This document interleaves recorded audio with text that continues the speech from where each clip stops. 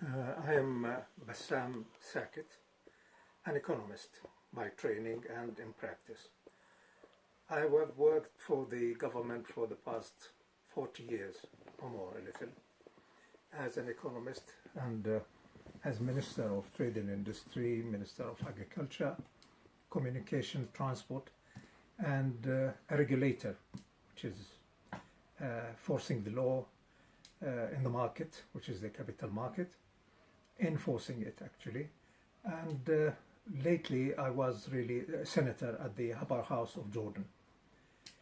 That particular profession has given me added information on the practicality of work in economics, finance and politics.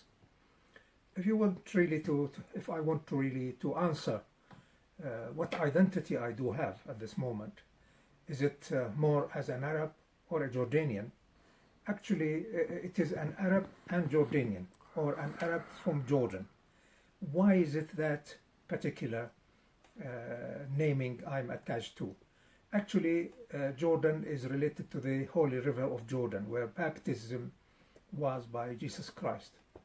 At the same time, Jordan is the land of the Nabatis, the only archaeological sites that are related to the Arabs, pure Arab tribes, in the Edom area and southern of Jordan, where Petra, the most important landmark archaeologically and beautifully designed by Arab tribes.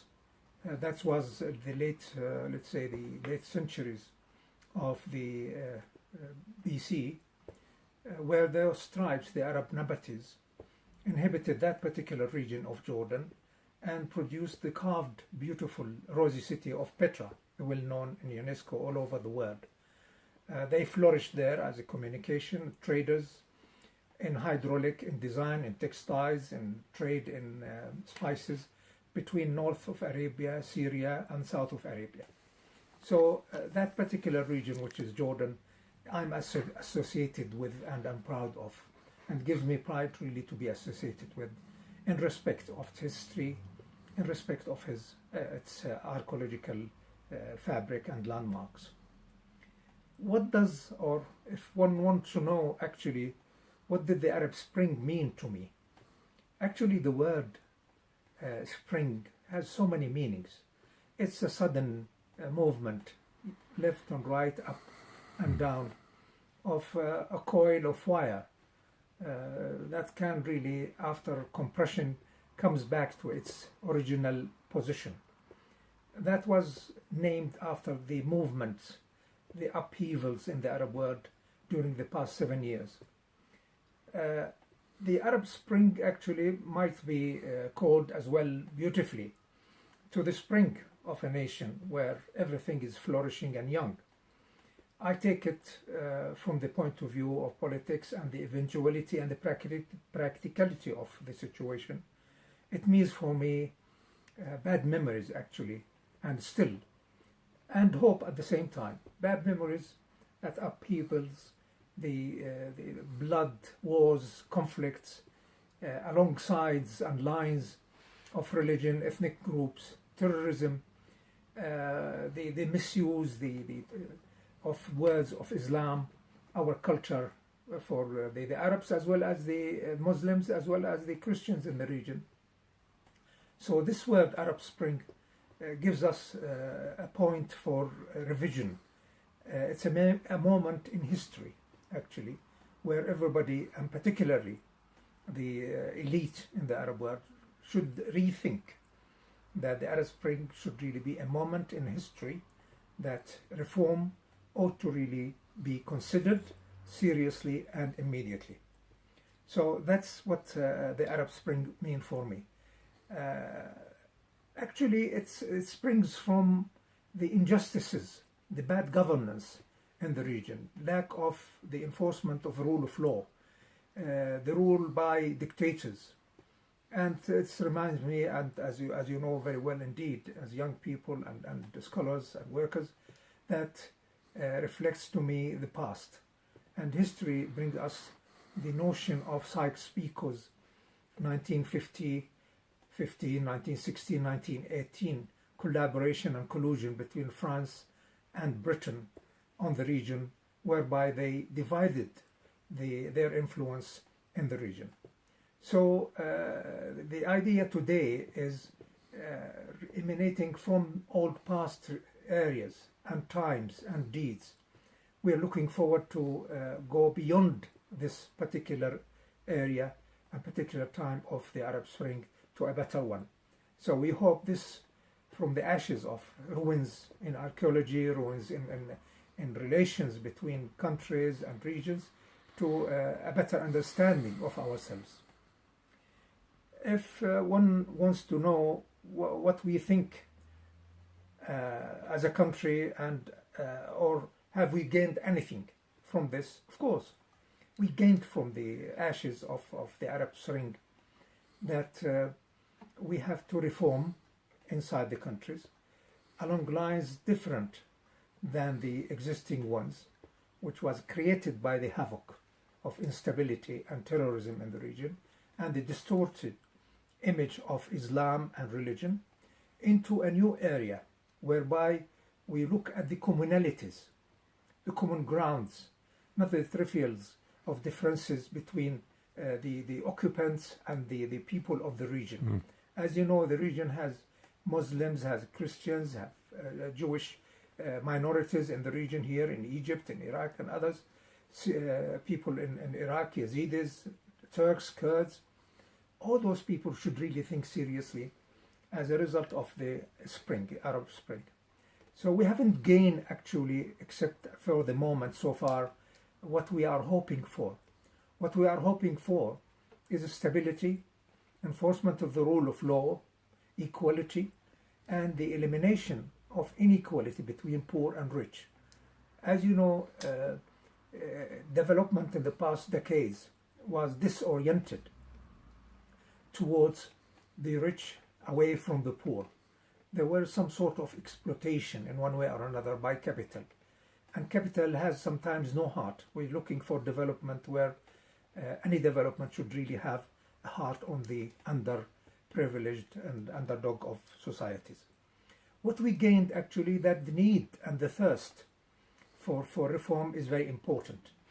As you know, and people who are reading history, there are three things flammable in the region.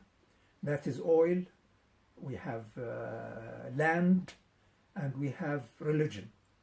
These flammable areas should really be a source of strength rather than source of conflict and weakness. We have to cultivate the resources from oil in order to improve the livelihood of people, improve trade, communication, investment in education, which is the renewable resource rather than the vanishing and diminishing resource of oil. Education, investment in man, women, and people, in a human being. That's we are really strong believers in this. Land is a source, flammable resource. We want to get rid of occupation, to reserve our land for our people, particularly on the West Bank, where the Palestinians left, forced to leave by force by the Israeli occupation. We want to regain for them their identity, their pride, their land, their heritage, and to create some sort of stability amongst the people of the region rather than have continued conflict and bad memories of the past. Land should be cultivated, invested in. It's a flammable area if there was a conflict, no justice. So justice has to be brought to the region, particularly starting from Iraq, starting from Palestinians, and Syrians and others. Nobody should really interfere with others. Neutrality is required, complementarity and communication in this century of openness and globalization. If I think this phenomenon of the Arab Spring represents a triumph to the idea of state or to the idea of the Arab nation, I think it wakens up memories in our region. And people who study the region from afar, who are sitting on their desks at universities and beyond, should look at the region not from books alone, but to visit the people. You know, the events of the past 7 years actually intensively has awakened the spirit of unity in the region and the need for understanding, the need for complementarity, the need for saving opportunities rather than losing decades of opportunities for the new generations. It awakens in them that foreign interference should really be stopped. We have seen for the past, 4, 5, 7 decades ago how foreign elements are supporting dictatorships, regimes who are not good governance in our region, supporting a pure, sharp, dry capitalism rather than people's capitalism, where the welfare of the nation and the general public is taken care of rather than the minorities. Maldistribution of income. We have 5% in Egypt and other countries in the region. They own almost 60% of the wealth of the country. It's the worst after the United States distribution of income in our region, after the United States and some other Asian countries. So the moment the gain is that people are thirsty for justice, thirsty for stability, thirsty for improving their lots and their generations, new generations, for a new life. As you know, it awakens in us, as I said earlier, the plots, the collaboration of the 1915 between Pico and Sykes on division of influence in the region. Today's, we have seen how foreign fingers, you have Russians in Syria, you have Americans in Syria, British in Syria, troops, Turkey is interfering, Iran in one, say Israel in other. The people of the region, they are looking for independence and preserving their nation. Of course, Sykes-Picot divided our region into countries. And we had afterwards the Arab League. Countries have been, unfortunately, mostly ruled by individuals who have a little disregard, or a little regard, let's say, for rule of law and democracy. What we want is to preserve our nations at this moment, to preserve our institutions within the rule of law. So to think inside the box and outside the box, to have them similar, whereby people, they earn their living, they communicate with others, they have the opportunity to live in decent wages, not to be exploited by capital, not to be exploited by foreign powers, to have security for their land and property and their heritage. During the past 7 years, so many heritage, so many landmarks of history in the region have been destroyed by what you call extremism, who have distorted the image of Islam under Daesh or other names, under Islamic State. There is no Islamic State. There is no state. Islam is a religion who absorbs, who tolerates other religions. I as a Muslim, actually, I will not really be a good Muslim unless I respect Jesus, Moses, and other religions. That's a condition for being a good Muslim. I have to tolerate women, respect women, children, neighbors, neighborhood. In these days, military occupation, military powers do not safeguard security. In the age of rockets and satellites and other things, we cannot really consider mountains as a way of securing security for any nation.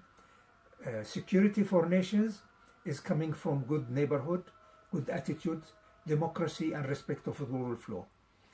As a nation in the Arab world, as a Jordanian, I have seen really the demolition of the Arab institutions. The Arab League has been weakened as governor for the Arab countries. We have seen the birth of the councils in the Gulf, councils in North Africa, division in institutions, and today, after the Arab Spring, we have further divisions. We cannot, as children, as grandfathers, fathers, see our children grow in more divided countries along the lines of religion, ethnic groups, divisions of wars, divisions of religions and other things. So what we have is to have good governance, good change, uplifting the rule of law, upholding the rule of law in the countries, and communication with other nations and other religions. We are proud in Jordan that we have developed over the past years.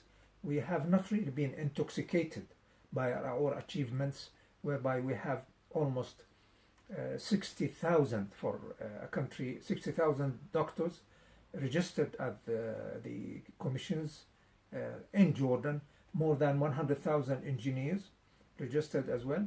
We have higher education, achievements in science, achievements in good education, looking forward for better improvements, and yet this achievement or these achievements did not intoxicate us and make us really not respecting other achievements of other countries, neither communicating with them in a cooperative and peaceful way. Thank you. Good. شو بلا زبط. لا